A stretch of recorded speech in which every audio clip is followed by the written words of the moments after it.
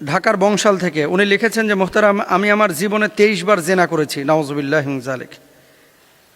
এই 23 বার জেনা করার ফলে এখন আমার অনুতপ্ততা এসেছে এবং আমি চাই যে আল্লাহ আমাকে মাফ করুক, আমি আর জেনা ব্যভিচার বা কোনো পাপের সাথে জড়িত না। এমতো অবস্থায় আরও অন্যান্য অনেক পাপই করেছি, এই পাপগুলো থেকে বাঁচার জন্য বা পাপ মুছে ফেলার জন্য কোনো আমল আছে কিনা? আল্লাহু আকবার, আল্লাহ মাফ করুক। আমি 6টা আমলের কথা বলবো। এই যে 23 বার আপনি জেনা করেছেন, অনেকে 20 বার করেছেন, অনেকে 3 বার 4 বার করেছেন, অনেকে শয়তানের ওয়াসওয়াসায় একবার হয়তো বা করে ফেলেছেন, কবিরা গুনাহ। ওয়ালা তাকরাবুজ জিনা ইন্নাহু কানা ফাহিশা, জেনাহের ধারে কাছেও যায় না, এটা আল্লাহ বলেছেন, আমার কথা না।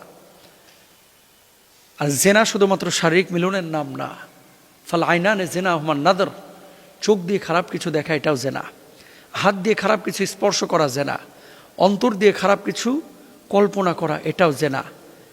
অনেক সময় আপনারা দেখা যাচ্ছে যে অবৈধ সম্পর্ক বা হারাম রিলেশনশিপে যখন জড়ায় ছেলে এবং মেয়েরা, আমরা হুজুর ডাইরেক্ট কোনো কিছু করি নাই, ইনডাইরেক্ট করেছি। অনেকে হোয়াটসঅ্যাপে আপনারা লেখেন এগুলো গুনাহ কিনা, পরবর্তীতে তো আমি বিয়ে করবই, সমস্যা কি? এই যে বিয়ে করবেন এই নিয়তে আপনি একজনের সাথে রিলেশনশিপে আছেন, অথবা হাত দিয়ে কোনো জায়গায় তার স্পর্শকাতর জায়গায় স্পর্শ করলেন, অথবা তার সাথে আপনি একটু কাছে গেলেন, পার্কে ডেটিং করলেন, আড্ডাবাজি করলেন, নির্জনে, কিচ্ছু করেন নাই, শুধু ঠোঁট মিলিয়েছেন, কিচ্ছু করেন নাই, বুকে জড়িয়ে ধরেছেন, সম্পূর্ণরূপে হারাম। এগুলোও কিন্তু জেনাহের অন্তর্ভুক্ত। এখন বাঁচার উপায় কি? বাঁচার উপায়টা কি? বাঁচার উপায় 1 নম্বর, রাসূল আকরাম সাল্লাল্লাহু আলাইহি ওয়াসাল্লাম হাদিসের মধ্যে তওবার কথা বলেছেন এবং আল্লাহ সুবহানাহু ওয়া তাআলা পবিত্র কোরআনুল কারীমের মধ্যে বলছেন, লা তাকনাতু মির রাহমাতিল্লাহ, কুল ইয়া ইবাদিয়াল্লাযিনা আসরাফু আলা আনফুসিহিম লা তাকনাতু মির রাহমাতিল্লাহ ইন্নাল্লাহা ইয়াগফিরুয যুনুবা জামিআ। বলুন, হে আমার বান্দারা, যারা নিজেদের উপর জুলুম করেছো, গুনাহ করেছো, তোমরা আল্লাহর রহমত থেকে নিরাশ হয়ো না, নিশ্চয় আল্লাহ সব গুনাহ মাফ করে দেবেন। এখন জেনা করে ফেলেছেন আপনি, আর জীবনে এই ধরনের কোনো গুনাহ আপনি করবেন না। দৃঢ় সংকল্প যদি আপনি করতে পারেন যে আল্লাহ একবার ভুল করে ফেলেছি মাহবুদ, আর জীবনে এই পাপ আমি করব না, এইভাবে যদি আপনি কাম ব্যাক করতে পারেন, আপনি যদি রিটার্ন করতে পারেন, ফিরে আসতে পারেন, আর কখনো জীবন চলে যাবে কিন্তু আমি জেনা করব না, নিঃসন্দেহে আল্লাহ আপনাকে মাফ করবেন ইনশাআল্লাহ। মনে রাখবেন, একজন নর্তকী নারীকে, বুখারীর হাদিস, আল্লাহ সুবহানাহু ওয়া তাআলা মাফ করেছেন রাস্তার একটা কুকুরকে পানি পান করানোর জন্য।